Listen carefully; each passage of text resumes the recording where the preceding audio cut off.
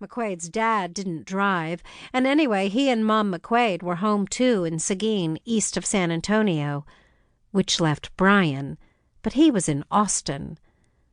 I caught my lower lip between my teeth. I thought Brian was in Austin.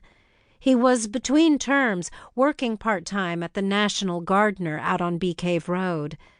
He hadn't mentioned going out of town, but kids are kids. He and some friends might have decided to drive to Houston on a lark, and he'd forgotten to let us know. "Who?"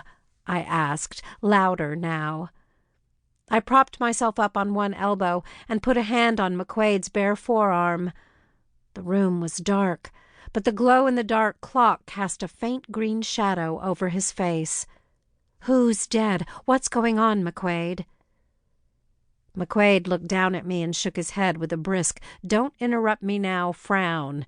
His cop frown. No, his ex-cop frown. I flopped back on my pillow. I didn't think he was talking about Brian. And if it wasn't about family, it must be about work. My husband is a part-time private eye, and PIs don't punch a clock. He's been known to work 24-hour shifts, catch a couple of hours of sleep, and do it all over again. Still, he doesn't usually get calls at this hour of the night. I squinted at the clock again and groaned, "Morning, at this hour of the morning." McQuaid was shaking his head as if he didn't quite believe what he was hearing. "How in the hell did he manage that? Death row is tight." He listened a moment more, then spat out, "Damn it, Jesse. If they can't keep a better handle on their prisoners, maybe they deserve to lose a few." Ah, there had been a prison break. And Jesse had to be Jess Branson, one of McQuaid's cop buddies from his days as a detective in Houston homicide. But that still left the question of why Jesse was calling our house at the unholy hour of 5 a.m. about a prison break. McQuaid no longer wore a badge. If a prisoner or two had escaped, tough titty, somebody else was dealing with it. I closed my eyes. "So go away, Jess. Get some coffee. Get a donut. Get off the phone." "It doesn't sound good," McQuaid was saying grimly. "Okay, you guys work it at your end, and I'll get on it here." He leaned over to peer at the clock. "Hell no, not now, Jess. It's not even 6 yet. Nothing's going to happen in the next hour, man.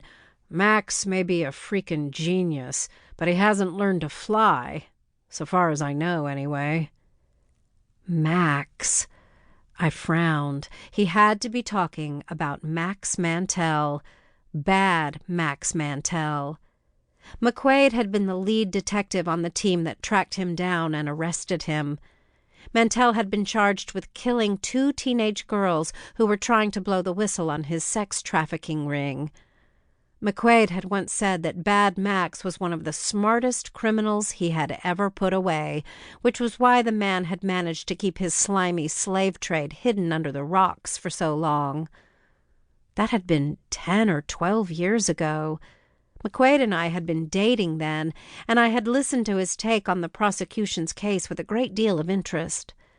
While it's true that there is nothing in the law that I detest more than the death penalty, it's also true that every now and then there's a case and a criminal that causes me to think twice about my objections. Bad Max was one of them. I've never blamed McQuaid for saying, and only half joking, that it was too bad he hadn't pulled the trigger when he had Mantell in his gun sight and saved the state the cost of an execution. Anyway, I was rooting for the prosecution, which had been deftly handled by smart-mouthed Assistant District Attorney Paul Watkins, whom I had also dated once upon a faraway time. Paul was a flamboyant show-off who loved being the center of attention, but he had the better case, hands down, and the jury did just what he asked them to do. They sent Bad Max to Huntsville, to death row.